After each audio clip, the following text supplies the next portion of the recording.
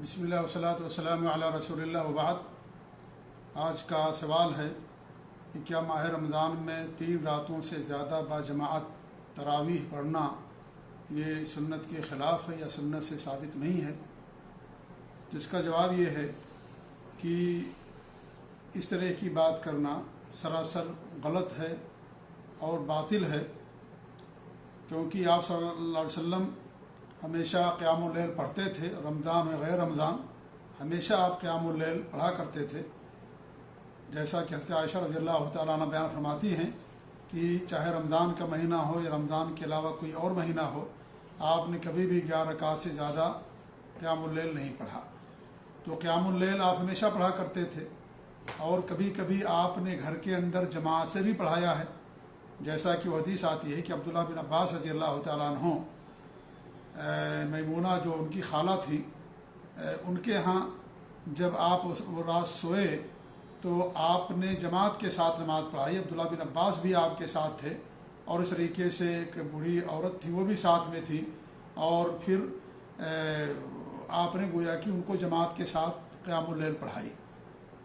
تو آپ کا معمول تھا رات کے اندر قیام اللیل پڑھنا، لیکن جہاں تک رمضان کی بات ہے تو آخری رمضان میں آپ نے لوگوں کو 3 راتوں تک جماعت کے ساتھ تراویح کی نماز پڑھائی یا قیام اللیل پڑھائی۔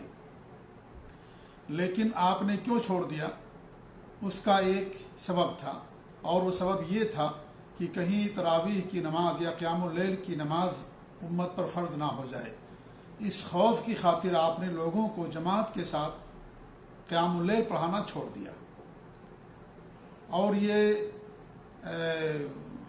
سن 10 رمضان سن 10 ہجری کی بات ہے، اور جب سن 11 ہجری آتی ہے تو اس سن 11 ہجری میں ربیع الاول کے مہینے میں آپ صلی اللہ علیہ وسلم کی وفات ہو جاتی ہے۔ جب آپ کی وفات ہو گئی تو آپ کی وفات کے بعد ابوبکر صدیق رضی اللہ تعالیٰ عنہ خلیفہ بنے، اور وفات کے بعد وہی کا سلسلہ بند ہو گیا، لہذا جو خدشہ تھا وہ خدشہ دور ہو گیا۔ تو آپ کی وفات کے بعد ابوبکر صدیق رضی اللہ عنہ کے دور خلافت میں صحابہ قیام اللیل ماہ رمضان کے اندر باقاعدہ مسجد کے اندر پڑھا کرتے تھے۔ کچھ لوگ جماعت سے پڑھتے تھے، کہیں 3 لوگ، کہیں 4 لوگ، کہیں 2 لوگ، کہیں اکیلے۔ تو یہاں بھی جماعت کا ثبوت ملتا ہے کہ لوگ جماعت کے ساتھ پڑھا کرتے تھے، کیونکہ جماعت جو ہے کم سے کم 2 پر جماعت کا اطلاق ہوتا ہے۔ تو الگ الگ لوگ پڑھتے تھے، کئی جماعتیں ہوا کرتی تھیں، لیکن تمام صحابہ کرام پڑھا کرتے تھے۔ ابوبکر صدیق رضی اللہ تعالیٰ عنہ کو صرف 2 رمضان ملا۔ سن 11 ہجری میں آپ کو خلافت ملتی ہے ربیع الاول کے مہینے میں، اور پھر سن 13 ہجری میں جمادی الاخری کے مہینے میں آپ کی وفات ہو جاتی ہے، یعنی کہ آپ کو صرف 2 رمضان ملا۔ اور ابوبکر صدیق رضی اللہ تعالیٰ عنہ کا دور خلافت میں مرتدین کا سر اٹھا، انہوں نے یعنی دین اسلام سے بہت سارے لوگ مرتد ہونے لگے، ارتداد کی لہر چل گئی، تو آپ ان کے ساتھ جنگ کرنے مصروف ہو گئے۔ اس طریقے سے جس لشکر کو ہمارے نبی صلی اللہ علیہ وسلم نے تیار کیا تھا روم سے جنگ کرنے کے لیے، اور جس کے کمانڈر تھے اسامہ بن زید رضی اللہ تعالیٰ عنہ، تو آپ کی جب وفات ہوئی سفر کے مہینے میں آپ نے اس لشکر کو تیار کیا تھا، اور ربیع الاول کا مہینہ آتے آتے آپ کی وفات ہوگی 12 ربیع الاول کو، تو وہ لشکر نہیں جا پایا تھا۔ تو جب آپ کی وفات ہو گئی تو اس لشکر کو بھیجنے میں بھی آپ مصروف ہو گئے، اور مرتدین کا الگ مسئلہ تھا اور ان کو بھیجنے کا مسئلہ الگ تھا، لیکن اس کے باوجود بھی ابوبکر صدیق رضی اللہ تعالیٰ عنہ نے جیش اسامہ کو بھیجا، اور وہ لشکر کامیاب ہو کر کے واپس آیا۔ تو اس طریقے سے آپ ان تمام چیزوں مصروف ہو گئے، اور آپ کو اس بات کی توفیق نہ مل سکی کہ آپ تمام صحابہ کو یا تمام مسلمانوں کو ایک امام کے پیچھے جماعت کے ساتھ اکٹھا کر دیں۔ 2 رمضان شریف ان کو ملا۔ اس کے بعد ابوبکر صدیق کے بعد عمر فاروق رضی اللہ تعالیٰ عنہ کو خلافت ملتی ہے، تو عمر فاروق رضی اللہ تعالیٰ عنہ کو اللہ رب العالمین اس بات کی توفیق دی، اور انہوں نے ایک امام کے پیچھے سب کو اکٹھا کر دیا، کیونکہ جو خدشہ تھا وہ خدشہ دور ہو گیا۔ اب اس نماز کے فرض ہونے کا خوف ختم ہو گیا، وہی کا سلسلہ بند ہو گیا، لہذا یہ نماز اب فرض نہیں ہو سکتی تھی۔ اس لیے عمر فاروق رضی اللہ تعالیٰ عنہ نے ان کو ایک امام کے پیچھے جمع کر دیا۔ اور انہوں نے کب کیا؟ جب 10 راتیں گزر گئیں رمضان کی تو اس کے بعد انہوں نے سب کو اکٹھا کر دیا۔ اب عمر فاروق رضی اللہ عنہ کے دور خلافت میں جب انہوں نے جس سال جمع کیا، اس سال بھی تمام صحابہ نے کہ جو بھی مسلمان تھے سب کے سب نے 20 راتوں تک جماعت کے ساتھ قیام اللیل پڑھا یا تراویح پڑھا، کیونکہ یہ ساری نمازیں ہیں لیکن نام ایک نماز ایک ہی ہے، لیکن اس کے بہت سارے نام ہیں۔ اسے قیام اللیل بھی کہتے ہیں، تہجد بھی کہا جاتا ہے، تراویح کی نماز بعد میں کہی جانے لگی اسے، اور پھر اسے وطر کی بھی نماز کہتے ہیں، کیونکہ طاق عدد ہوتی ہے اس لیے وطر کو طاق کہا جاتا ہے، اس کا لحاظ کرتے ہوئے اسے وطر بھی کہا گیا۔ تو یہ ایک نماز کے 4 نام ہیں۔ تو ابو بکر صدیق رضی اللہ عنہ کے دور خلافت میں بھی لوگوں نے جماعت کے ساتھ نماز پڑھی۔ یہ اور بات ہے کہ تمام لوگ اکٹھا نہیں تھے، بہت ساری جماعتیں ہوا کرتی تھی مسجد کے اندر، تو صحابہ کرام نے باقاعدہ پڑھا، اور ابو بکر صدیق کے بعد عمر فاروق کے دور خلافت میں جس سال انہوں نے لوگوں کو اکٹھا کیا، اس سال اس رمضان میں 20 راتیں، اور اس کے بعد پھر یہ سلسلہ چلتا رہا اور یہاں تک کہ وہ سلسلہ آج تک قائم ہے۔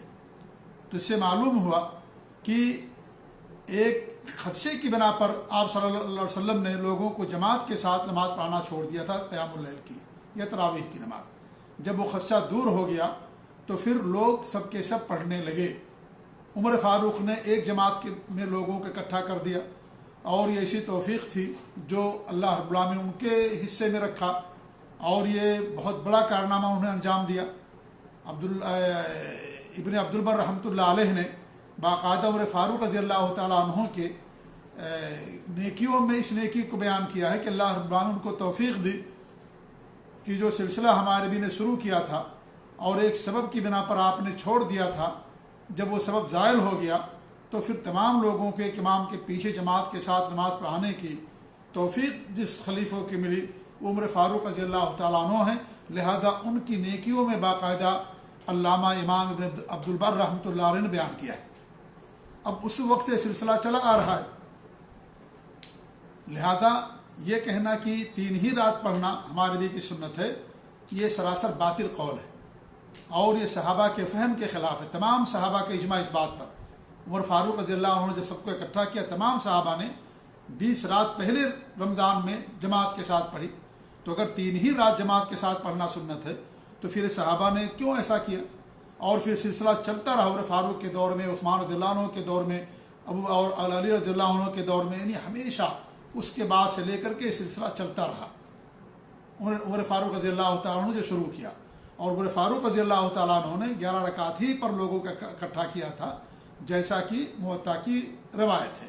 تو اس بات سے معلوم ہوا کہ 3 ہی رات پڑھنا یہ اور کہنا کہ یہی سنت ہے، سراسر باطل ہے اور اجماع کے خلاف ہے۔ دنیا میں کوئی بھی ایسا عالم نہیں گزرا ہوگا جس نے بات کہی ہوگی کہ 3 ہی رات پڑھنا سنت ہے، باقی سنت نہیں ہے، کیونکہ یہ صحابہ کے فہم کے خلاف ہے، صحابہ کی سنت کے خلاف، اور صحابہ کا فہم معتبر ہے، صحابہ کا فہم معتبر ہے، ان کا عمل معتبر ہے، اور اس پر ان کا اجماع ہے باقاعدہ۔ تمام مسلمانوں کا اجماع ہے جماعت کے ساتھ تراویح پڑھنا، یہ نہیں کہ صرف 3 راتیں پڑھنا۔ لہذا جو آدمی ایسا کہتا ہے اس کا کہنا سراسر باطل ہے، وہ جاہل آدمی ہے اس مسئلے میں، خاص طور سے جس نے ایسی بات اگر کہی ہے کسی نے تو۔ لہذا یہ کہنا سراسر غلط ہے، اور تراویح جماعت کے ساتھ پڑھنا یہ ہمارے نبی کی سنت ہے، پورے رمضان پڑھنا چاہیے جماعت میں۔ ہمارے نبی صلی اللہ علیہ وسلم نے آخری رمضان میں جماعت کے ساتھ پڑھایا 3 رات، لیکن اس سبب کی بنا پر آپ نے چھوڑ دیا تھا، لہذا رمضان کے مہینے میں جماعت کے ساتھ پڑھنا یہ ہمارے نبی کی سنت ہے، صحابہ کی سنت ہے، تمام مسلمان اس پر عمل کرتے چلے آ رہے ہیں۔ عمر فاروق کی سنت ہے، خلفائے راشدین کی سنت ہے، ان کا اجماع ہے، تمام صحابہ کا اجماع ہے۔ لہذا اگر کوئی اس کے خلاف کہتا ہے تو اجماع کے خلاف کہتا ہے، اور اجماع کے خلاف کہنا یہ بہت بڑی جسارت ہے۔ یہ اجماع بھی حجت ہے اپنی جگہ پر، جیسے قرآن حجت ہے، ہمارے نبی کی حدیث حجت ہے، ایسے صحابہ کرام کا اجماع بھی حجت ہے، اور جس پر اجماع ہو مسلمانوں کا دور میں وہ بھی حجت ہوتا ہے۔ لہذا اس کا ایک کہنا یہ سراسر باطل ہے، یہ اور یہ جہالت پر مبنی ہے، سنت سے عدم واقفیت پر مبنی ہے، صحابہ کے اعمال سے عدم واقفیت پر مبنی ہے، اور وہ اپنی صرف خواہشات کی بنا پر انہوں نے ایسی کوئی بات کہی ہے۔ لہذا یہ سراسر باطل قول ہے، اور جماعت کے ساتھ تراویح پڑھنا یہی ہمارے نبی صلی اللہ علیہ وسلم کی سنت ہے۔ لہذا اس سنت پر انسان کو عمل کرنا چاہیے. ہم یہ نہیں کہتے فرض ہے لیکن سنت ہے، اور لہٰذا اس سنت کو انسان کو جاری رکھنا چاہیے، اس پر عمل کرنا چاہیے. اللہ تعالی ہم سب کو توفیق دے، اور اس طرح کے قول سے جو اجماع اور اس طریقے صحابہ کے فہم اور مسلمانوں کی اجماع اور ان کے عمل کے خلاف ہو، اس سے اللہ رب العالمین سب کو محفوظ رکھے. آمین. جزاکم اللہ خیر. والسلام علیکم ورحمۃ اللہ وبرکاتہ.